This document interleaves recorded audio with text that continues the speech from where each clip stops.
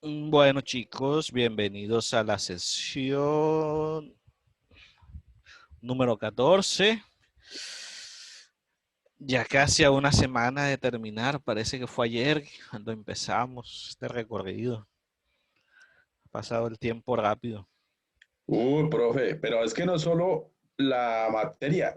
Mire que ya estamos a 11 de marzo, o sea, tercer mes, llega Semana Santa y Y se fue el 2022. se fue el 2021, sí. Sí. Eh, Hoy vamos a continuar.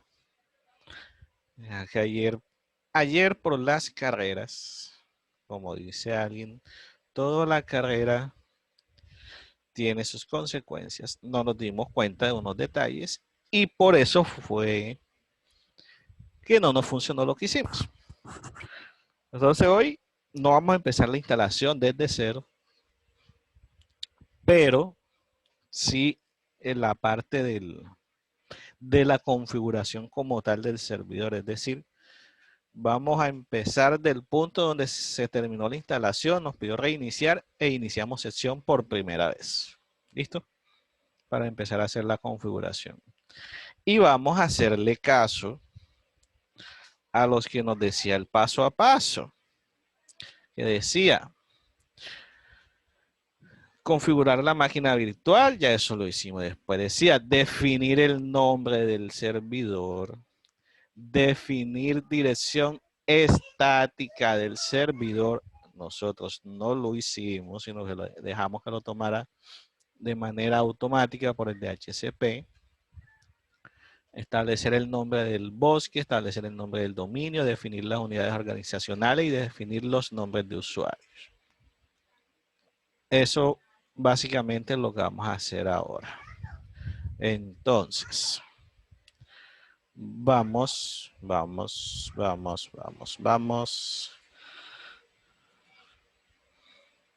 para acá.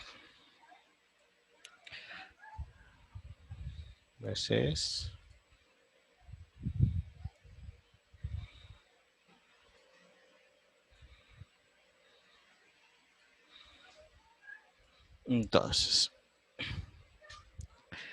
esta máquina ya está probada, configurada, así que ya no hay espacio para fallos.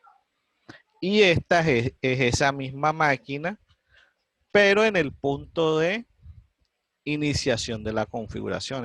Podemos decir que está virgen la instalación. Entonces vamos a iniciar esa y vamos a ir haciendo el paso a paso.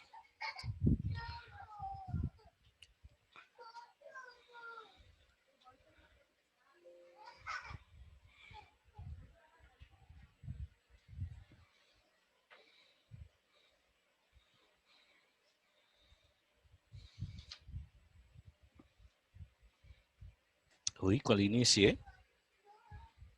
Inició fue la de... Es esta, señor. Bueno, igual la otra también la vamos a necesitar.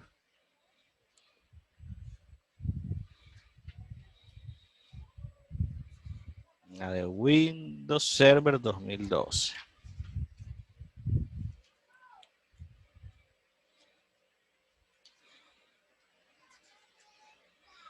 Hoy con toda seguridad les cargo el video de ayer y de hoy, las guías y demás.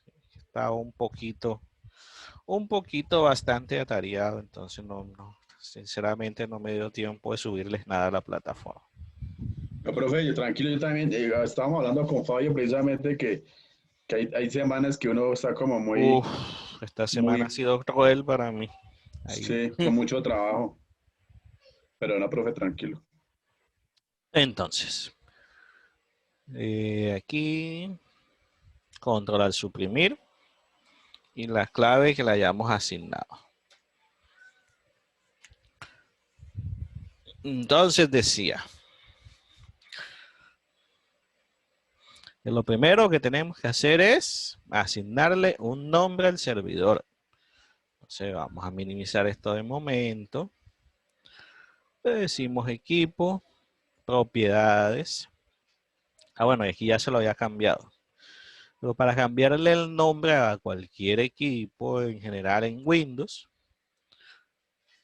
se hace por aquí. O sea, yo le puse server virtual. Luego nos decía que, recuérdenme, la dirección estática.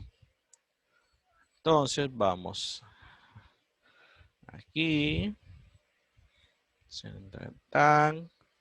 Y la interfaz Ethernet le decimos propiedades TCP/IP versión 4. Aquí también la tiene ya. Ahí se las muestro para que la tengan en cuenta. Lo único diferente es que aquí va 127.0.0.1, que es el localhost de todos los equipos. Pues el direccionamiento que vamos a manejar es el 192.168.0.0 con máscara por defecto 255.255.0, o lo que es lo mismo es la 24. Y para ese rango de IPs, la puerta de enlace predeterminada es la 192.168.0.1. Entonces le decimos aceptar y aceptar. Luego dice establecer el nombre del bosque, es decir, ya aquí ya vamos a empezar como tal la configuración. Y ayer decíamos, para iniciar la configuración, podemos hacerlo de dos formas. Podemos decir aquí por administrar, agregar roles y características, o lo podemos hacer aquí directamente, que él nos muestra la opción aquí. Entonces le damos a agregar roles y características. Siguiente. Escogemos la opción instalación basada en características o roles. Siguiente. Selecciona el servidor que se va a configurar. El server virtual. Siguiente. Y aquí nos dice seleccione el rol del servidor o la función del servidor.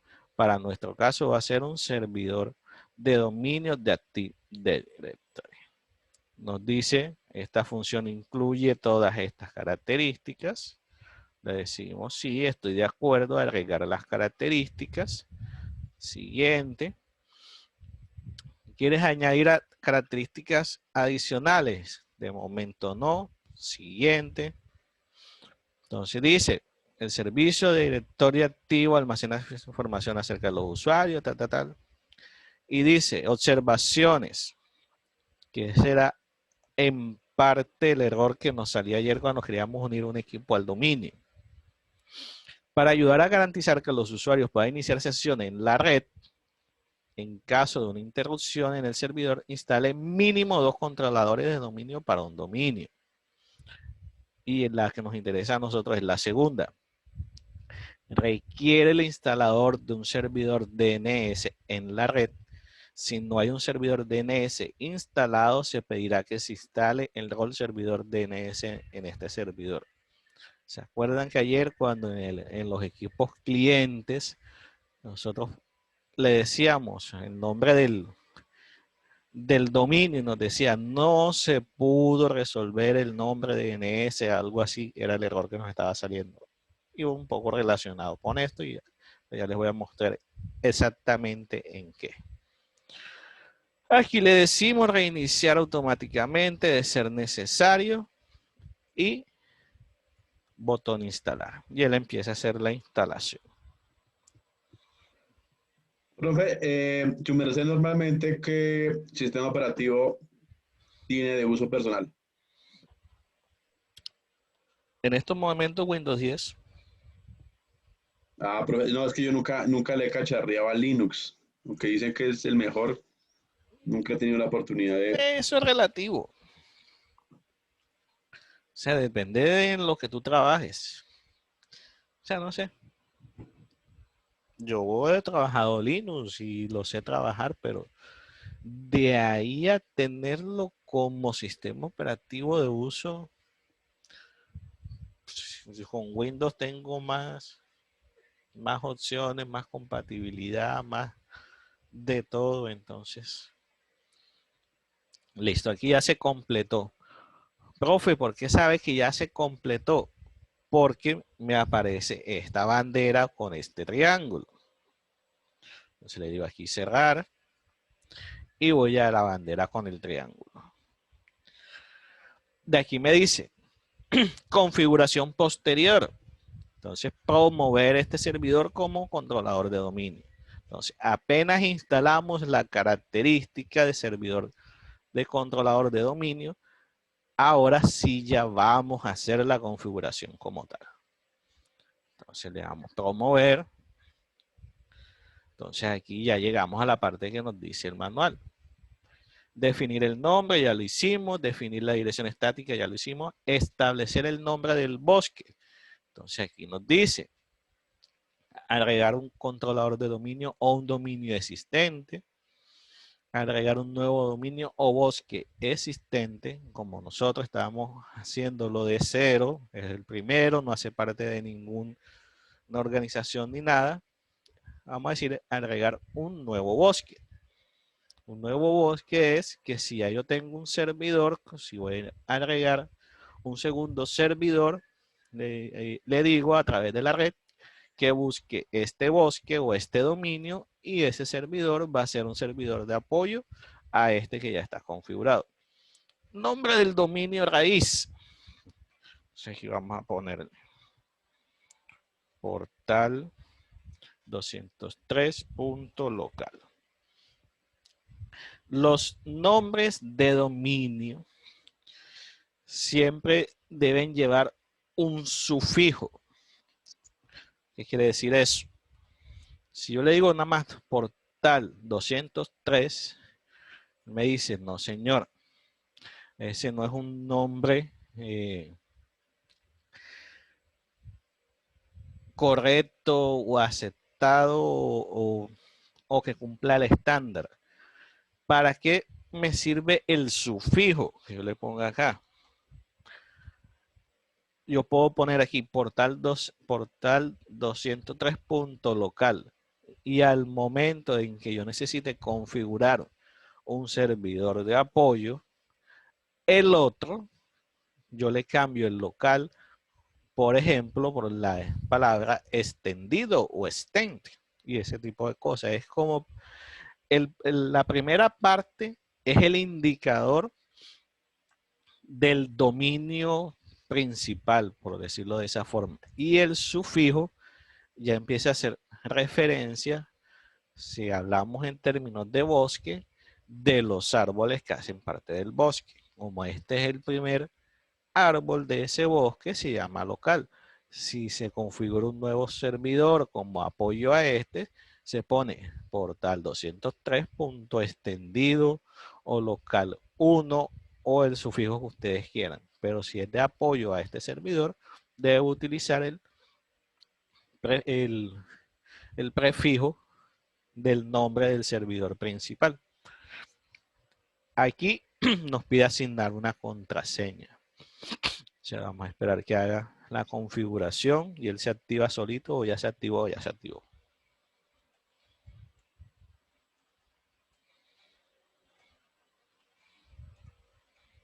La contraseña que se ¿Cómo pone supo si ya se activó?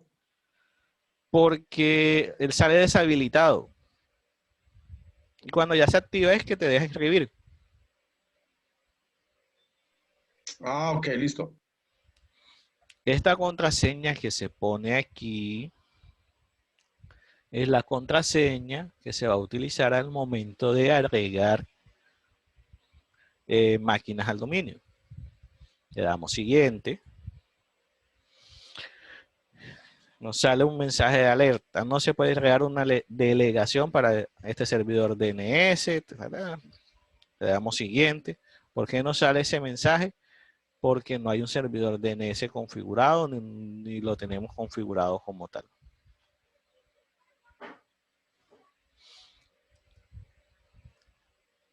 Este es el nombre del dominio en términos de este es el nombre o el dominio que se va a utilizar cuando yo me quiero conectar o agregar una máquina al dominio que controla este servidor. Es decir, ahora que yo vaya a la máquina de Windows 7 y una que monté de Windows 8, cuando yo le diga me voy a conectar a un dominio, tengo que poner este nombre que se ponga aquí. Normalmente se pide que se deje el nombre que él genere por defecto, pero nosotros lo podemos cambiar. De momento vamos a dejarlo así tal cual como él lo genera para no complicarnos.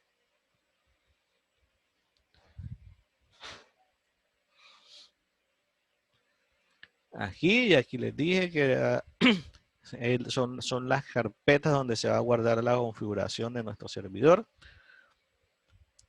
Y aquí ya nos dice qué es lo que se está configurando, cómo se va a configurar y demás. Siguiente. Aquí hace una comprobación de requisitos.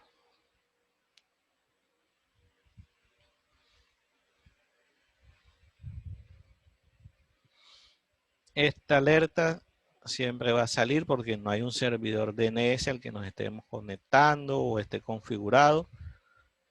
Entonces, todas las comprobaciones y requisitos se realizaron correctamente. Haga clic en instalar. Y aquí ya está como tal haciendo la configuración y promoviendo, como lo decía la alerta, ya para que el servidor haga las veces de servidor de dominio. Cuando ya termine esta alerta de aquí, se debe quitar.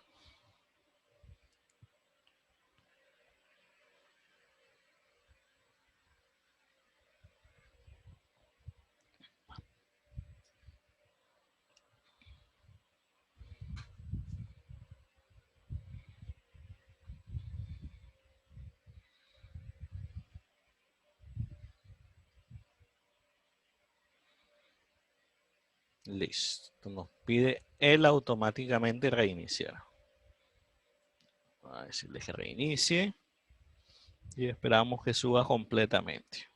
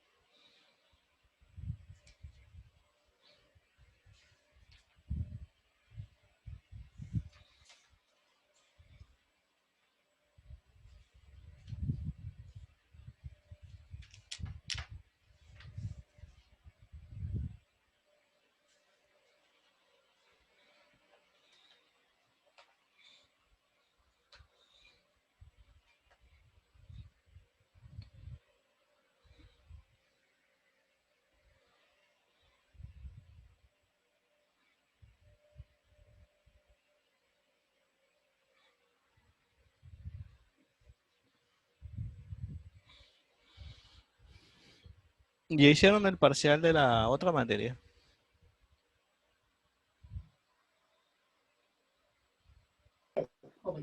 No, profe, lo tenemos también para el viernes, pero va a ser un parcial teórico porque estamos viendo todo el uso de Git y estamos viendo lo mismo, muy parecido a esta materia, estamos viendo muchos, cómo se dice? Estamos colocándonos como en contexto, entonces estamos aprendiendo mucho glosario. Entonces, todo lo que es una raíz para el tema de Git, todo el tema de qué es un servidor, por ejemplo, esto nos ayuda también a comprender qué es un servidor, tipo de servidores. Estamos viendo todo el tema de los protocolos HTT, HTTP, HTTS, diferencias. Entonces, a mí me parece genial, profe, realmente me gusta mucho eso por el tema de que hay este tema informático tiene pero tanto glosario, tanta expresión que creo que Uf, es un buen ejercicio. bastante amplio. Claro, Bueno, profe, porque por ejemplo nada más que para, uno comprenda algunos conceptos. sí, sí, continúa, tranquilo.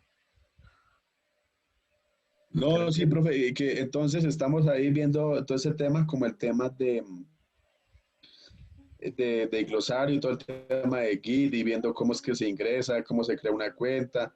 Entonces estamos ahí, profe. Ok, ok. Bueno, si se dieron cuenta y fueron observadores, cuando yo encendí la máquina, solamente decía administrador.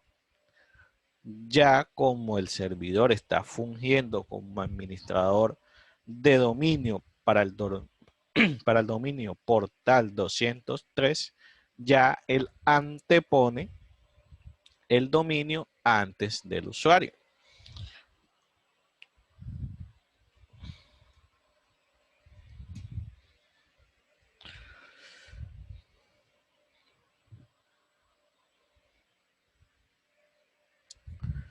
Vamos a dejar que cargue.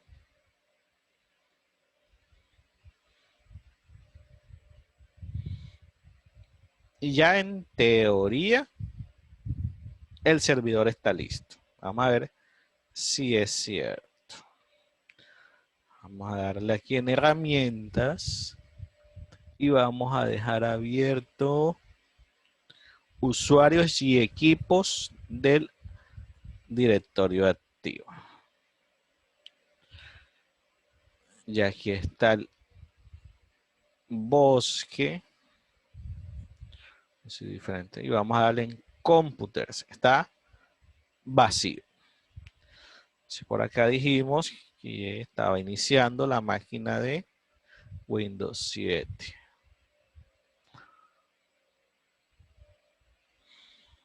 Esta tiene contraseña, sí.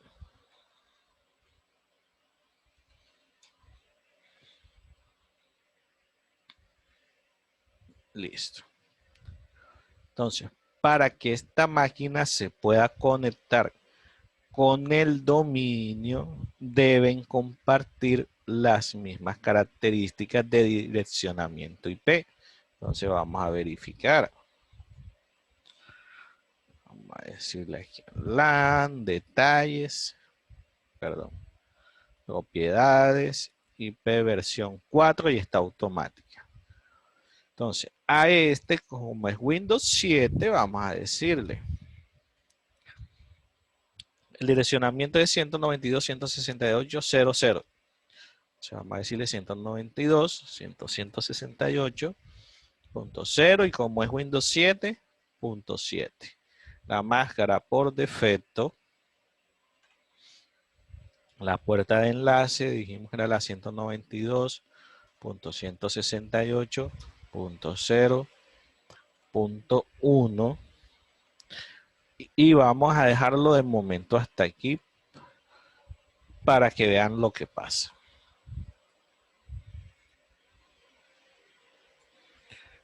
Vamos a abrir un CMD. Decíamos que la dirección del servidor era la 192.168.0.99. Si le hacemos ping, hay comunicación. El servidor, el dominio que nosotros configuramos es el portal 203. Entonces, si yo le digo ping a portal 203, él me debe responder también con resolución de pings positivo, es decir, me debe dar respuesta. Vamos a ver qué pasa. Me dice que no la encuentra. Si yo le digo portal 203 punto local,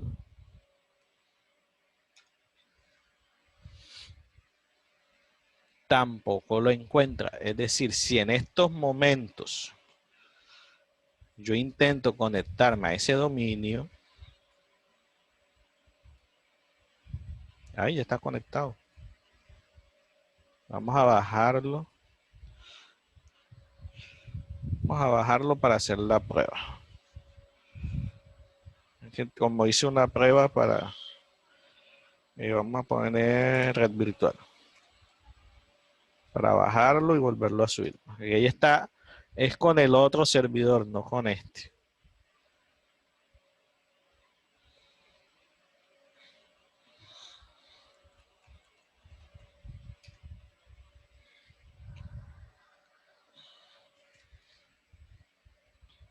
Me va a pedir reiniciar para este computador. Sí, esta máquina virtual sí reinicia rápido.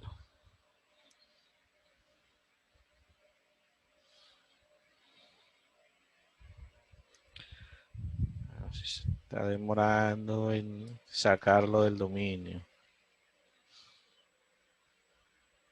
Vamos a ir arrancando la máquina de Windows 8.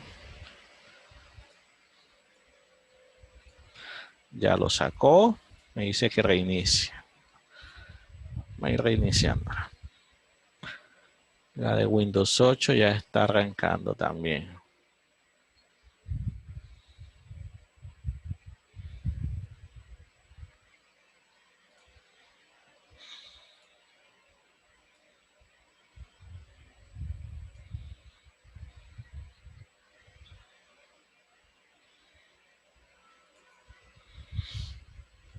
Miren que ahora sí mostró el login normalito.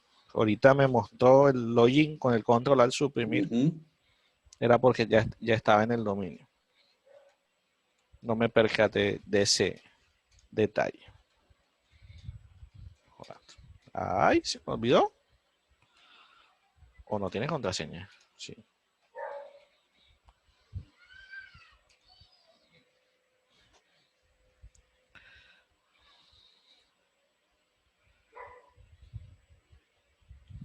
Bendito. Y sus actualizaciones. ¿Se está actualizando? Ah, pues. Pregunta. Cancelar. Vamos a verificar que se haya quedado con el direccionamiento.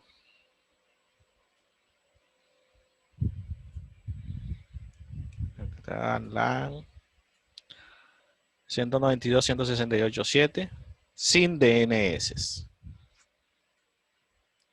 Entonces, decíamos que si iba acá y le decía ping a 192.168.0.99, que es el servidor como tal, la dirección IP del servidor, me respondía. Pero si le decía ping a portal 203, no me respondía. Y si le decía portal .local, tampoco responde. Y que si intentaba unirlo,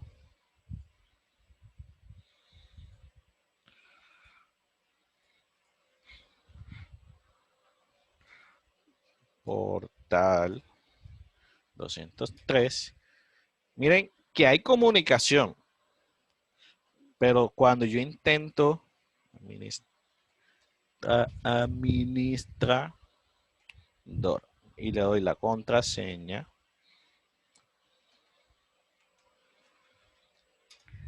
él intenta resolver y vamos a ver que nos va a salir el mismo error de ayer y ya les voy a decir por qué. Vamos a esperar que le cargue ahí. Ya ya arrancó. Vamos a verificar el direccionamiento de este.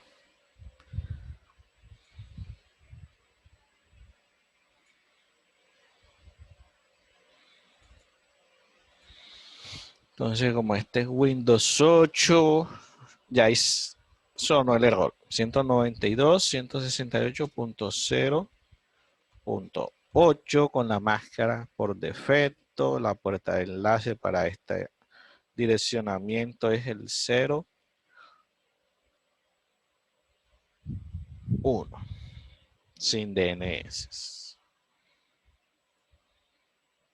Y ya empezó a comunicarse. Un momento. Si se acuerdan del error, el error es intentar unirse al dominio.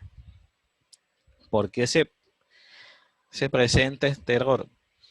Porque al momento de hacer el direccionamiento, no definimos cuál era el servidor DNS.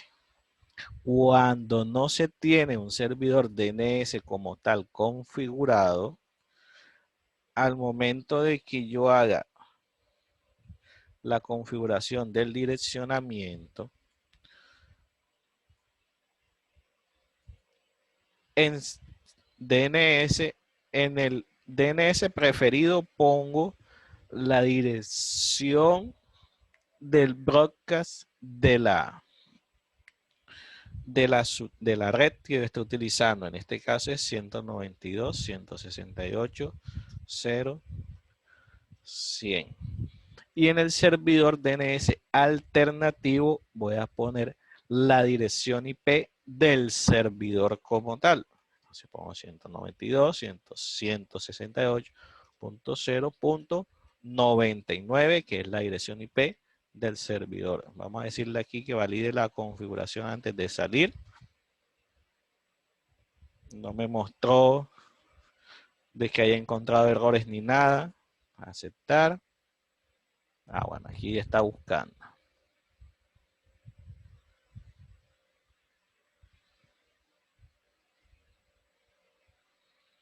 Buscando problemas en resolución de nombres.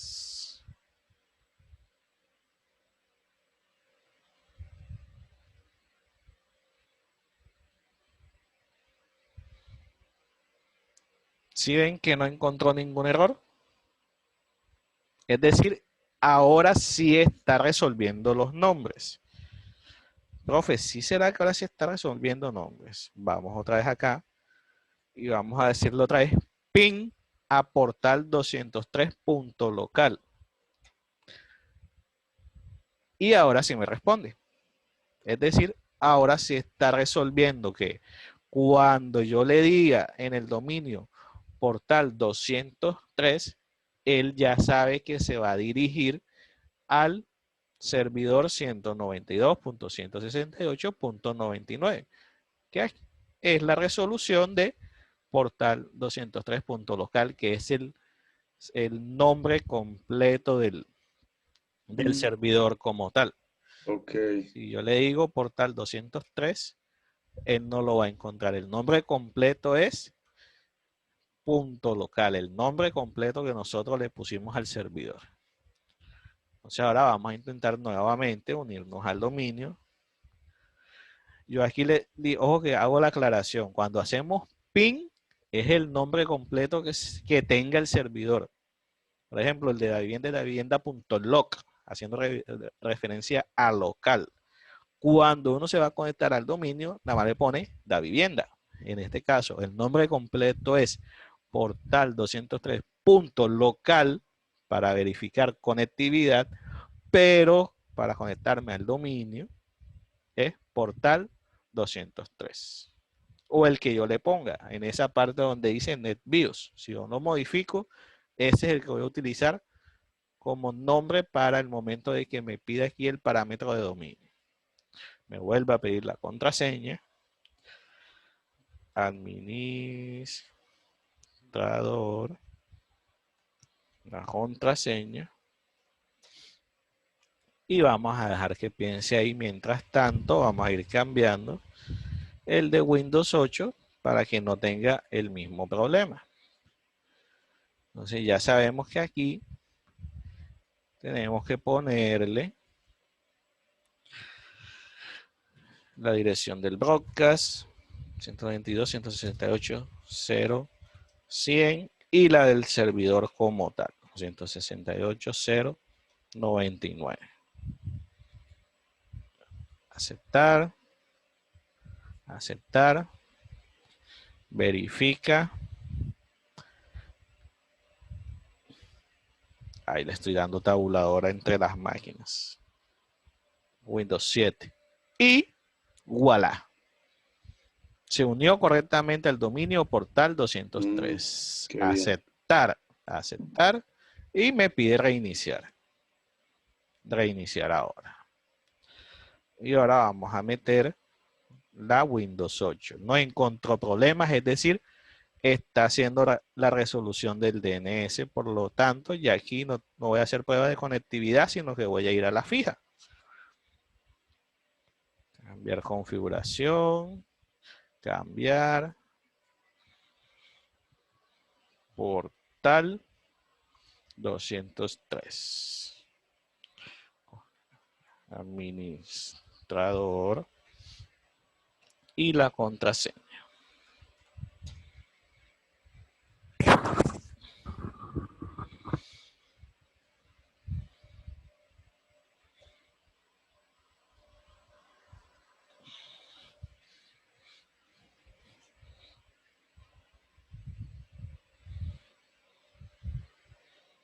Se va a demorar un ratico. Bueno, entonces aquí no he configurado usuarios en el servidor. Por lo tanto, aquí me voy a loguear con el usuario local que tiene este computador.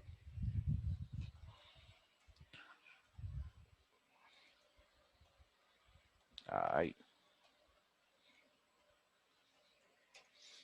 Y se van a dar cuenta que yo inicio sección y me va a mostrar lo que yo tengo normal en mi usuario.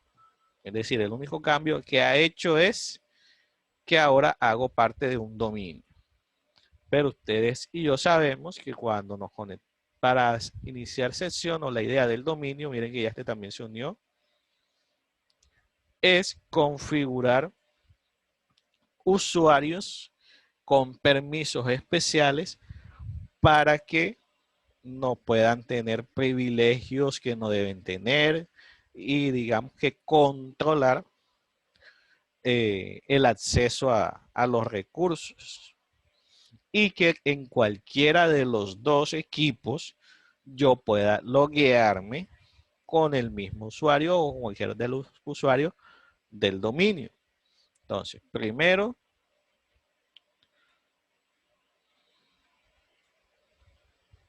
vamos a dejarlo hasta ahí.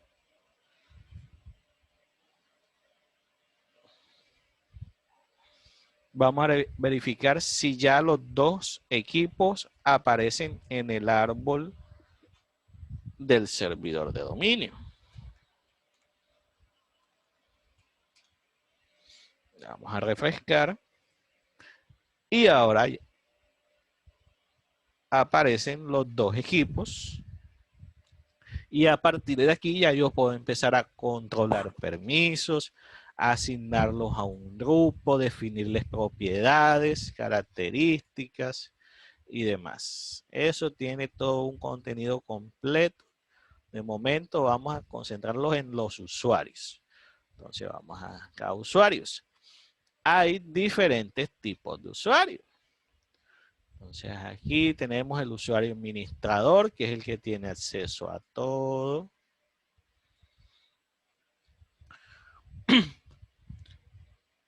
Nosotros vamos a configurar un usuario normalito.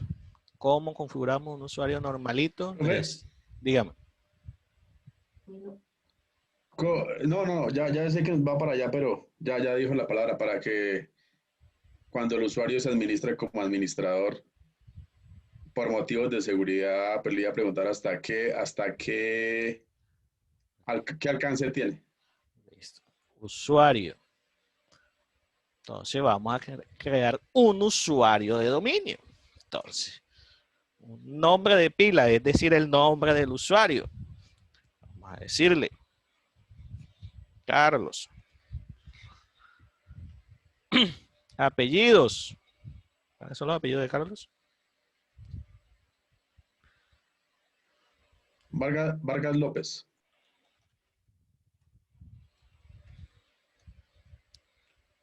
Entonces, iniciales, CB. Nombre de inicio de sección. Vamos a ponerlo acá como lo tiene ya. Caballo. Siguiente. contraseña. Entonces aquí están las opciones básicas, que cuando nosotros como administradores del dominio, del servidor, le decimos, bueno, como tú eres nuevo, te vas a conectar con 1, 2, 3, 4, pero apenas te conectes, tienes que cambiar la contraseña. Aquí al momento de asignar una contraseña, le voy a poner 1, 2, 3, 4, 5, 1, 2, 3, 4, 5.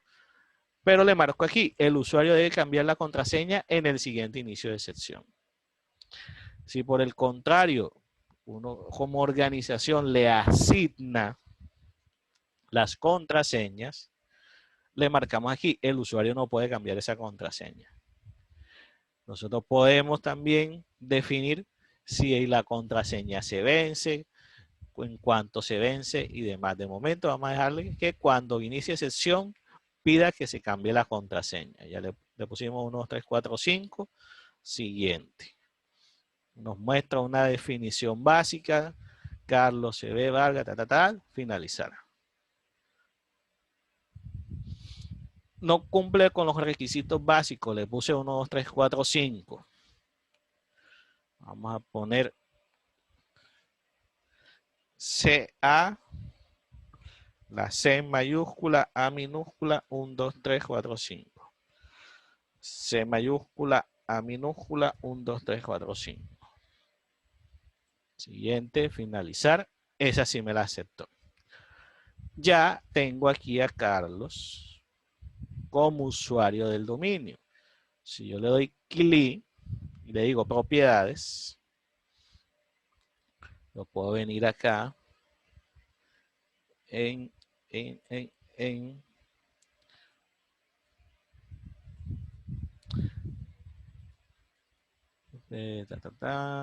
general, mercado, miembro de. Entonces, en miembro de es que yo le defino qué puede y qué no puede hacer. De momento, él es un usuario de dominio. ¿Qué quiere decir usuario de dominio? Que se puede conectar a la red. Vamos a agregarle otro rol. O sea, vamos a buscar cuáles son los roles que puede tener. Vamos a decirle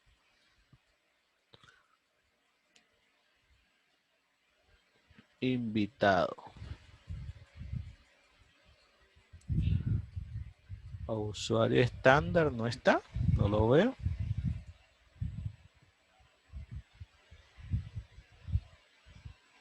Duplicadores, invitado.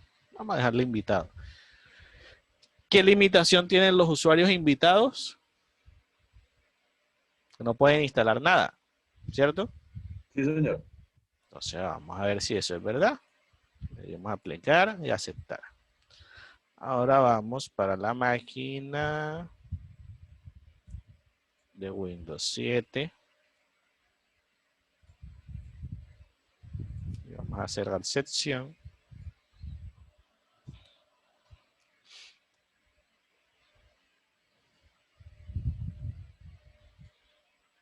Cambiar de usuario. Para iniciar en el dominio como tal. Dijimos que el usuario se llamaba Caballo.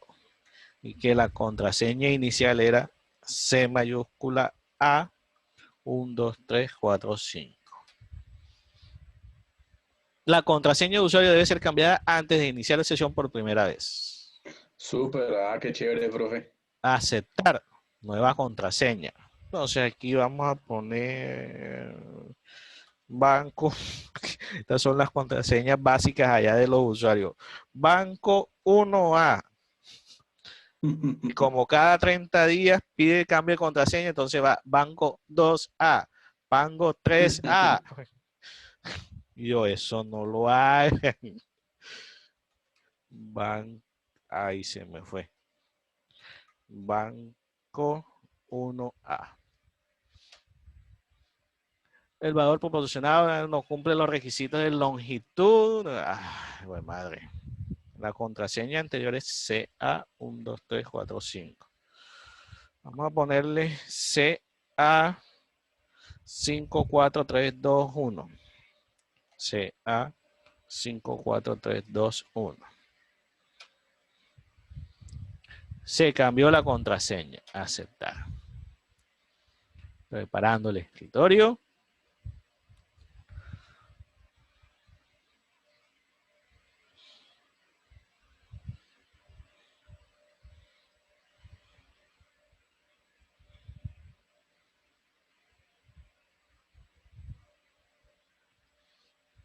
Y en el escritorio no me debe cargar nada. ¿Por qué? Porque no es un usuario local de este equipo, sino que debe cargar únicamente lo que tenga predeterminado. Vamos a ingresar al explorador. Bueno, vamos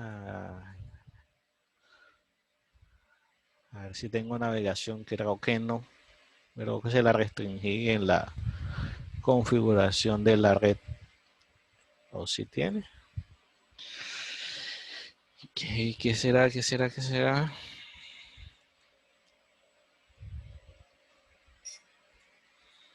Ay, se me pegó, se pegó. Se quedó pegada la máquina. Ya, parece que ya reaccionó.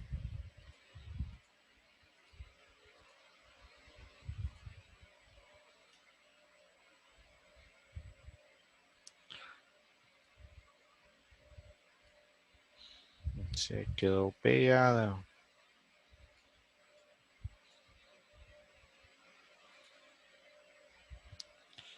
Como esa es la última versión de Google, Chrome se comió todos los recursos. A ver si yo no tengo un instalador por aquí. Usuarios. Ahí está Caballo, administrador. No tiene permiso de acceso a esta carpeta. Para continuar se necesita un usuario administrador. Pero ¿cómo será? ¿Cómo será? ¿Cómo será?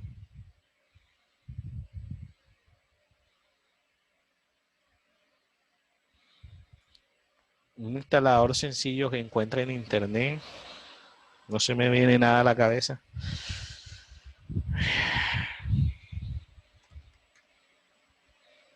No, profe, no me acuerdo.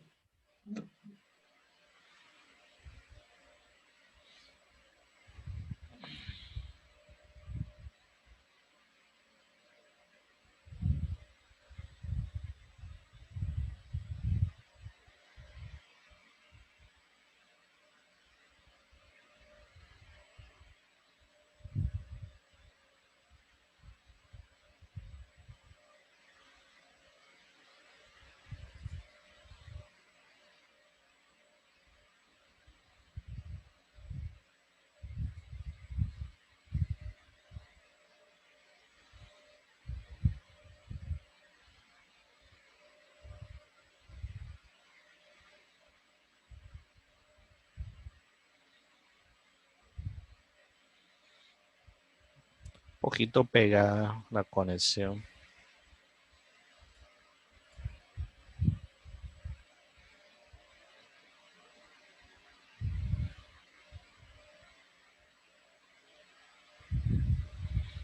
Te le da la gana de cargar.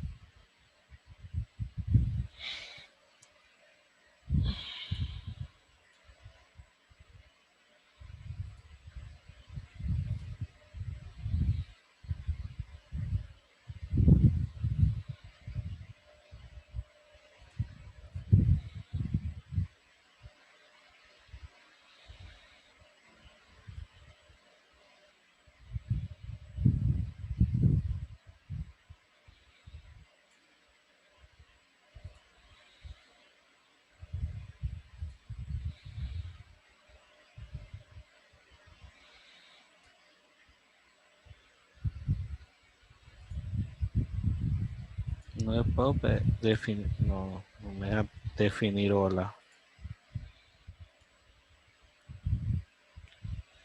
Aquí está. Son las 7:05. Vamos a decirle, no va a poder iniciar sesión. Hoy es jueves. Jueves sería las 12, las 17. Después de las 6 aproximadamente. Por aquí. Jueves de 4 a 5, de 5 a 6, de 7 a 8.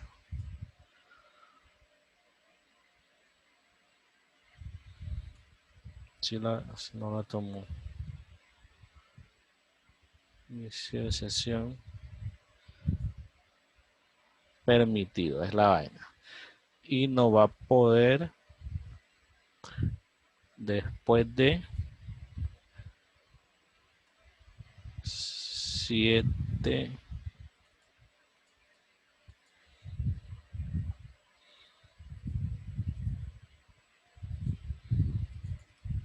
Ay, no me lo toma.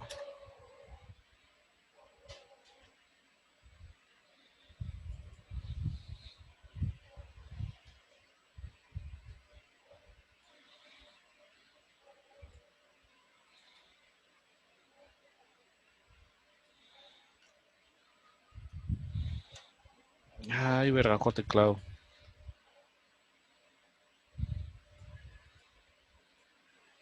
Ahí está.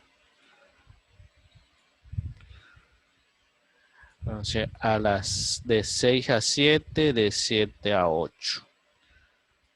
Aceptar, aplicar. Tan, tan. Ya se descargó. Entonces, como yo soy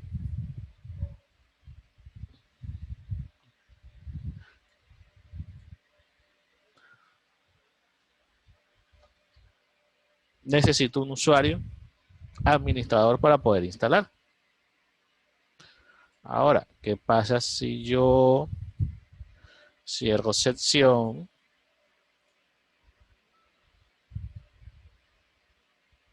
y vamos a probar iniciar sesión en este equipo con ese mismo usuario? Entonces dijimos que era Caballo, que la contraseña era C mayúscula A 54321, sea 54321, siguiente. ¿Sí ven?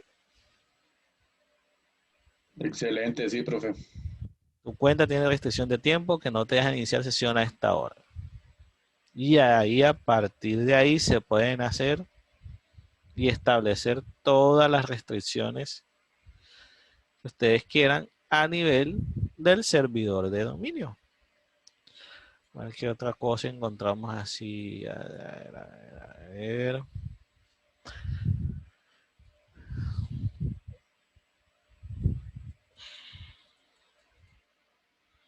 Aquí tiene un montón, pero para mostrárselas. Pero sí, yo creo que ahí se entendió la idea. Digamos que es de una forma muy básica. Así es como se monta un servidor de dominio, cómo se configuran las estaciones. Las estaciones, cómo se configuran. A nivel de estaciones, vamos a ver.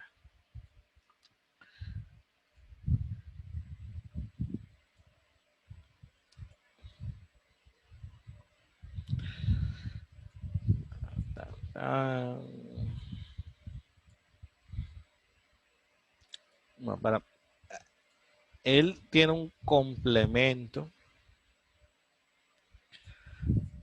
que permite incluso definir qué equipos se pueden unir y qué no a partir del direccionamiento que tengan y demás, pero ya, digamos, ya eso ya es para usuarios avanzados. Digamos que con esto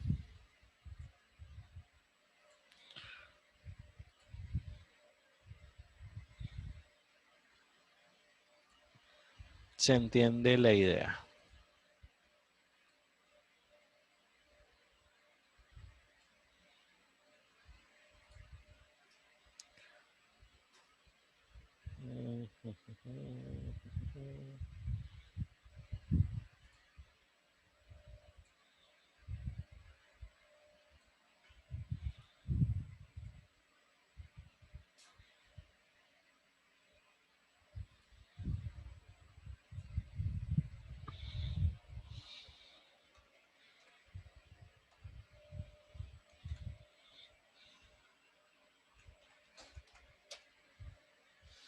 La cuenta está deshabilitada. Póngase en contacto con el administrador.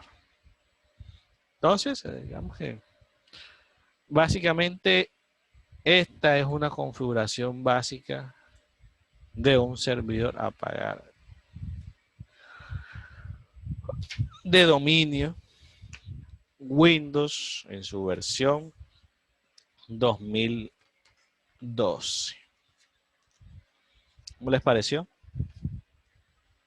Chévere, profe, chévere, chévere. Lo ideal, ajá, es que Chévere, profe. hubiera sido hacerlo en vivo y que ustedes también hubieran tenido la oportunidad de cacharrear, pero Sí. ya, Profe, yo, por dígame. ejemplo, el computador que tengo de la empresa, ese computador obviamente no me deja instalar ningún programa. Pero además de eso, es que no sé cómo lo hicieron, pero también uno no puede ni siquiera cambiar la página de inicio de Google. O sea, es súper restrictivo. Sí, es que esto tiene un montón de opciones, de cosas que tú le puedes configurar al usuario, a la máquina. Por ejemplo, nosotros lo pusimos como invitado. Entonces,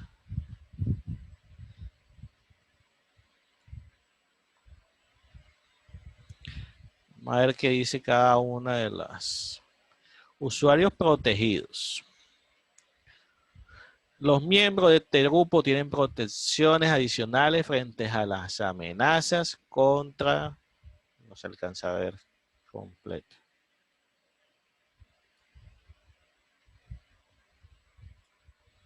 La seguridad de la información, me imagino que dice ahí.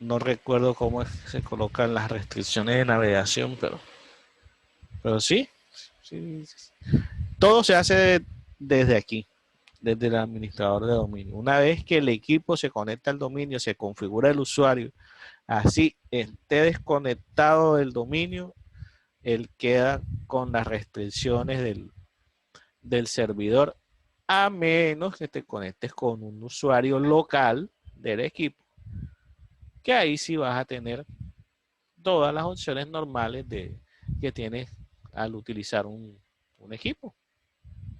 Eso es lo que normalmente uno hace como administrador. No, que tengo problemas con el equipo. Uno como administrador sabe cuál es ese usuario local que tiene el equipo, porque ¿qué pasa a veces? Si no se configura un usuario local para el equipo, sino que se deja una cuenta de administrador de dominio, si el equipo no está conectado a la red, como no encuentra el dominio, no deja iniciar sesión. Digamos que él guarda en la caché del administrador de credenciales el último usuario que se conecta en la máquina. Entonces, digamos que él queda cargado en caché el usuario de dominio que se conectó el último usuario de dominio que se conectó del equipo, y por eso, aún estando sin red, él sigue permitiendo iniciar sesiones en el equipo. Pero si otro usuario de dominio intenta iniciar sesión en el equipo sin estar conectado a la red a la que pertenece ese dominio, no lo deja. Bueno, entonces en el espaciecito que nos queda, vamos a apagar por acá. Vamos a ver un poquito de la teoría que nos hace falta. Este también vamos a apagarlo.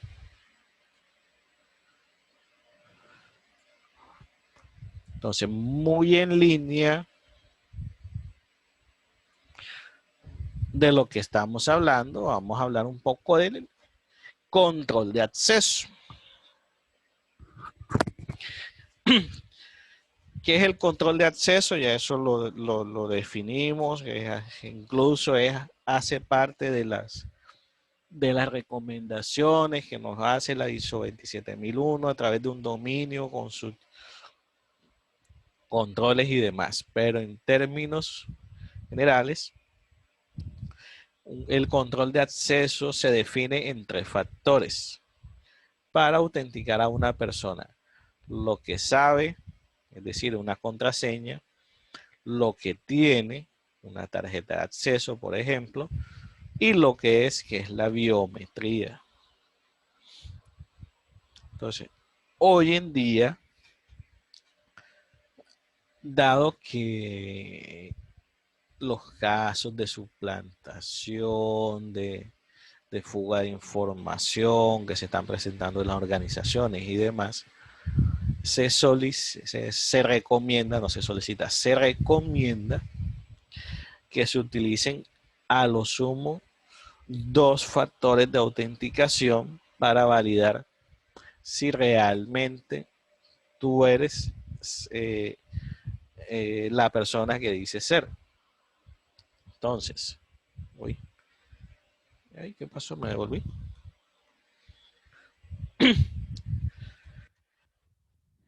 Eso se basa también en 3 conceptos. Hay 3 conceptos fundamentales, que es la identificación de la persona, la autenticación de la persona y la autorización.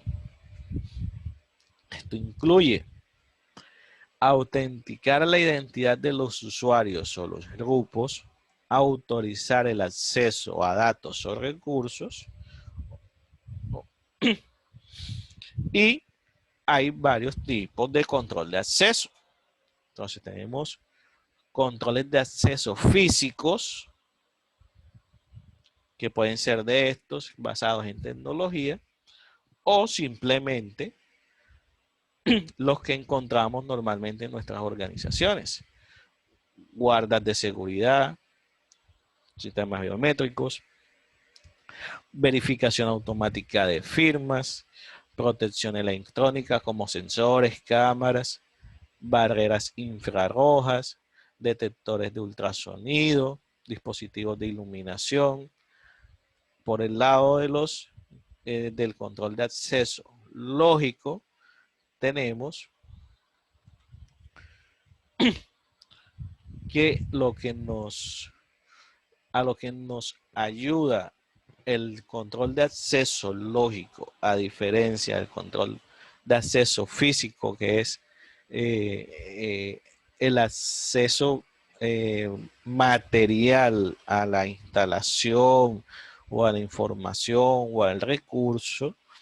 El lógico lo que pretende es restringir el acceso a la información, pero en términos de acceso a los programas y a los archivos, asegurar que los operadores puedan trabajar sin una supervisión. Lo que decía el compañero, que al entregar un computador, pero los administradores no se tienen que preocupar de que él ingrese o se meta o navegue en lo que no debe, porque ya ellos definieron unos parámetros y no necesitan estarlo supervisando para saber si está haciendo o no está haciendo lo que debe hacer. Asegurar que se utilicen los datos, archivos y programas, asegurar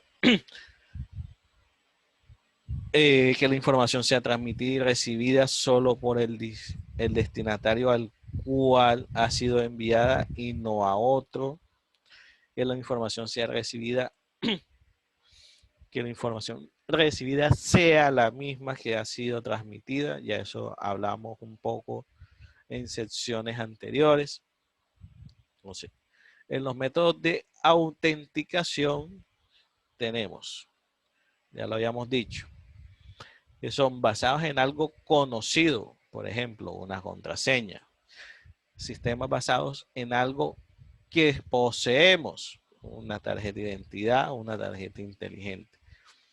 Y sistemas basados en una característica física del usuario o un acto involuntario del mismo, es decir, una verificación de voz, una verificación de escritura, una verificación de huella, de patrones oculares, entre otros. Entonces, hoy vamos a hablar un poco, a profundizar un poquito, no mucho, en el tiempito que nos queda, en ese tercer factor. Digamos que el uso de las contraseñas, ya en una sección les hablé de cuáles son las recomendaciones, de no usar tal cosa, de usar tal cosa, de que una contraseña sea más larga, es más segura y que no necesariamente porque tenga más caracteres raros es más segura y demás. Cuando hablamos de sistemas basados en algo que se posee, el ejemplo es bastante diciente. Además de la contraseña, de pronto tenemos una tarjeta que pasamos por un sensor y ese tipo de cosas. Cuando hablamos de biometría, que es a lo que hace referencia a esa tercera opción, ya estamos hablando de algo un poco más complejo y que busca certificar de una manera biológica que tú eres eh, quien dice ser. Entonces, biometría viene del griego bios y metrón, que viene de medida o de medir. Entonces, biometría lo que traduce en términos simples medición de caracteres vivos. Entonces, es el estudio de métodos automáticos para el reconocimiento único de humanos basados en uno o más rasgos conductuales o rangos físicos del individuo. Entonces, ¿cuáles son las características principales que compone o que hacen parte de un proceso de validación biométrica? Entonces tenemos el enrolamiento. El enrolamiento es hacer esa primera captura de información sobre ti para poder tener una información base con la cual contrastar al momento de que queramos certificar quién eres tú. Por ejemplo, si en nuestra empresa tiene un control de acceso por huella, antes de poder empezar a ingresar con tu huella a ciertas áreas, primero se debe hacer un proceso de enrolamiento. ¿Qué es el proceso de enrolamiento? Hacer el registro de tu huella, hacer la captura, asociarla a tu nombre, al departamento en el que vas a trabajar en general. Eso es el enrolamiento. La identificación es el proceso de definir cuáles son las características que tú tienes en común o que puedes llegar a tener en común con otros usuarios. Por eso dice relación de uno a muchos, es decir, pueden haber varios empleados que hagan parte del departamento de sistemas, pero con la autenticación, que es la relación de uno a uno, se garantiza que cuando tú pongas tu huella, se pueda validar o autenticar que tú eres quien dice ser. Entonces, ya en esos, al cumplirse esos tres procesos, digamos que ya el proceso de la validación biométrica se ha completado. Primero, se guarda tu información. Segundo, se hace la identificación de a dónde perteneces. Y ya la autenticación es el proceso de validar cuando tú requieres que se te certifique que tú eres quien dices ser. Entonces, las huellas dactilares, la retina, el iris, los patrones faciales, el de las venas de la mano o la geometría de la palma de la mano, son algunos de los ejemplos de las características físicas estáticas que poseen los seres humanos y que no son compartidas. Es decir, dos seres humanos no tienen las mismas huellas, dos seres humanos no tienen la misma retina.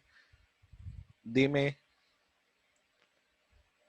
No, pero me llama la curiosidad de lo de la venas de la mano. Ya lo vamos a ver, no te preocupes. Entonces, ay, se me fue la idea. Bueno, vamos a ver, me cortaste la inspiración, como diría alguien por ahí.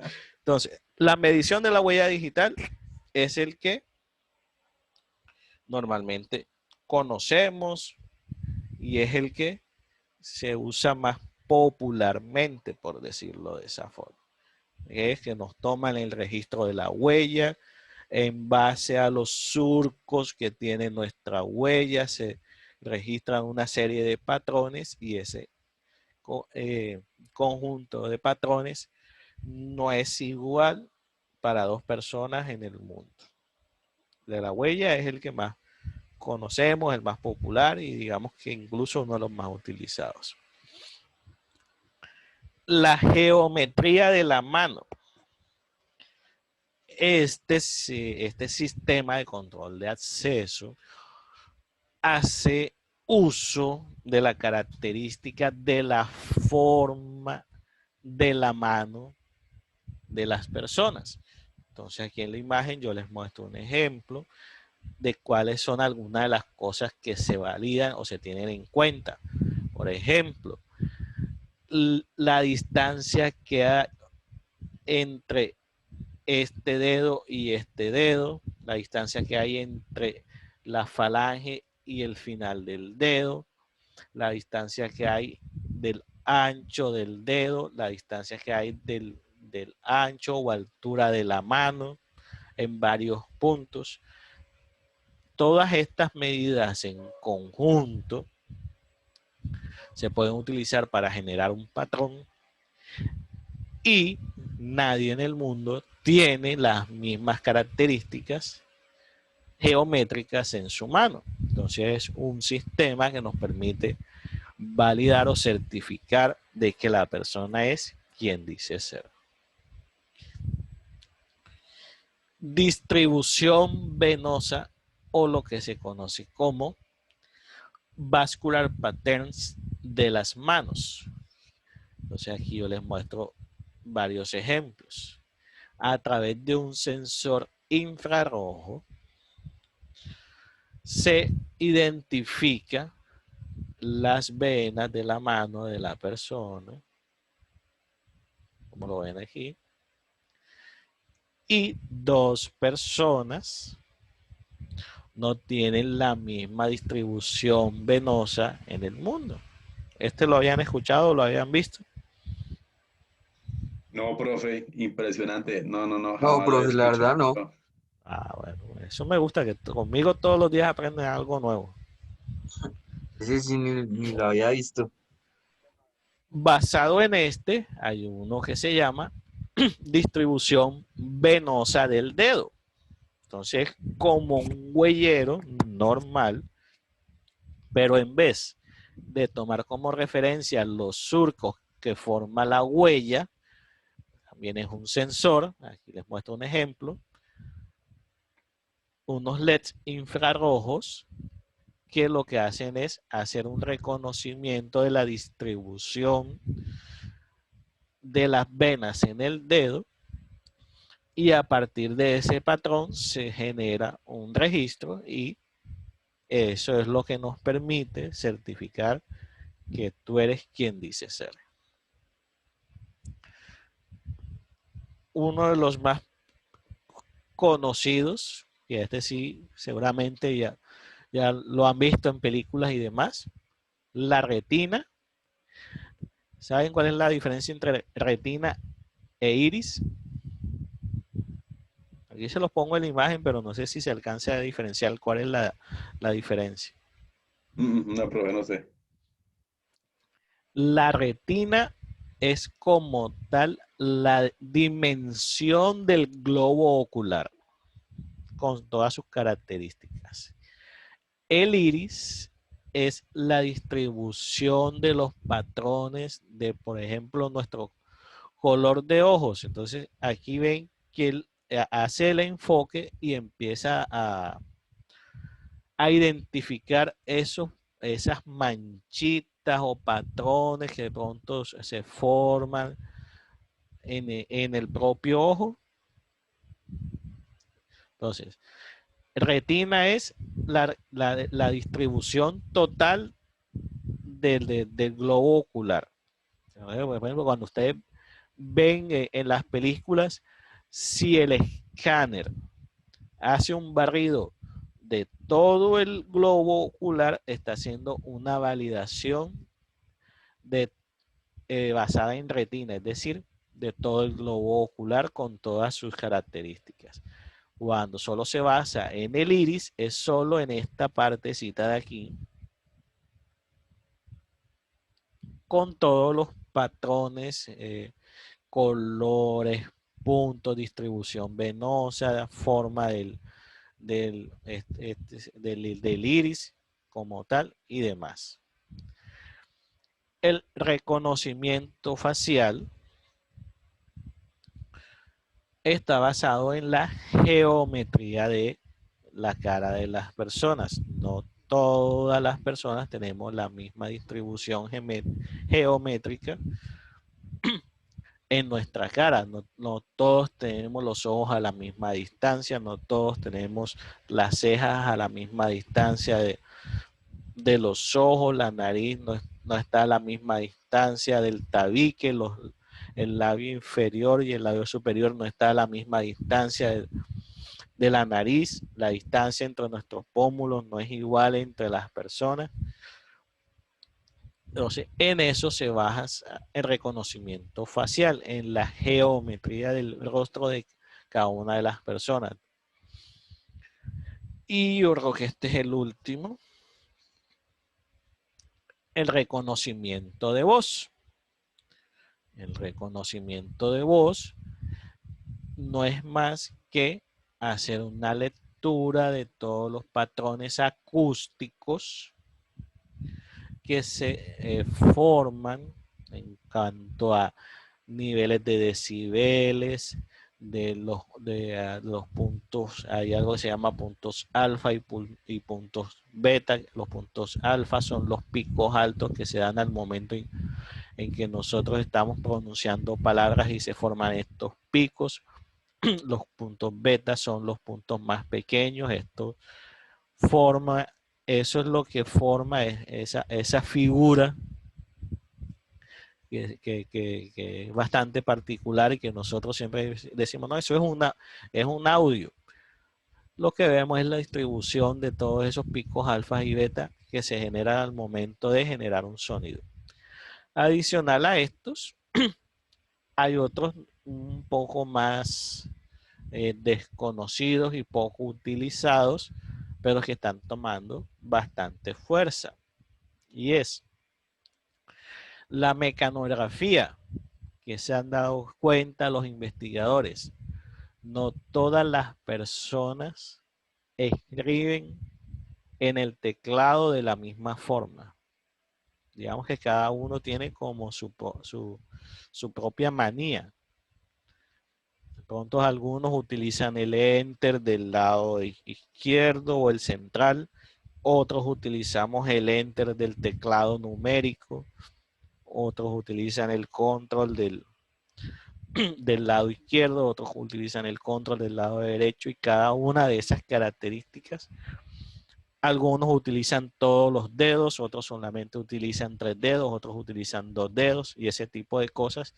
A partir de ahí se puede establecer un patrón y determinar la forma de escritura en teclados de una persona y saber si una persona digitó o no digitó algo en el teclado.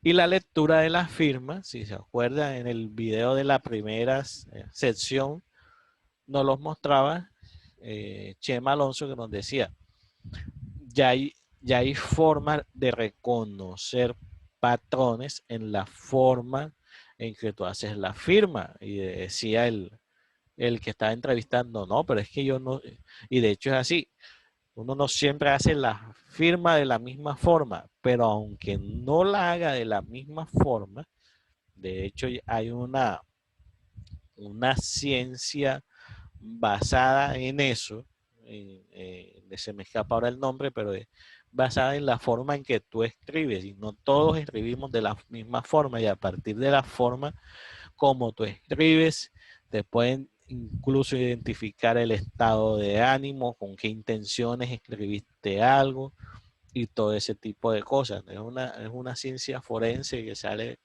mucho en las películas, pero ahora mismo se me escapa.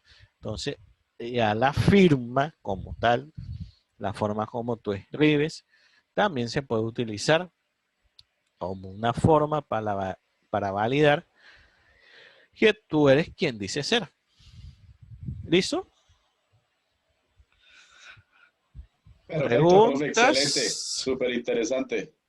Ay, así rapidito, porque este es bastante complejo y hay otras mediciones, pero no es la idea del curso. Digamos que traté de resumir y que fuera lo más claro y lo más conciso y yendo al punto de lo que queríamos decir. ¿Preguntas? No, profe. ¿Dudas? Bueno,